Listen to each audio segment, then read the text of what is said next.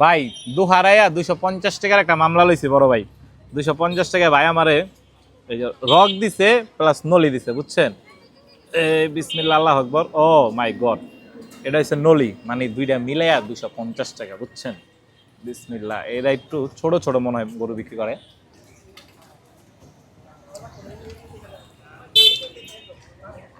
ছোট পায়ের নলি আর কি। চলে ছোট গরুর নলি। বিসমিল্লাহ। গরুর মাথা, চাপার মাংস যেটা আছে না, ওটা কাইচা কোবাই দেওয়া যায়। আর আপনার গিয়া ওই নলি করে রগালা করে, এইগুলাই করে। মোটামুটি এবারে স্বাদ, দাম ঠিক আছে, খাবারের মানও ঠিক আছে। ফ্যাপসা দেয়, এই যে দেন, এই যে ভাইয়া সামনানো চাপার মাংস আর ফ্যাপসা, এটা দেন ওটা মানে হালিমটা তৈরি করে। স্বাদ আছে। 50, 100, 200, মানে যে নাকি জাল হয় তাই বিক্রি করে।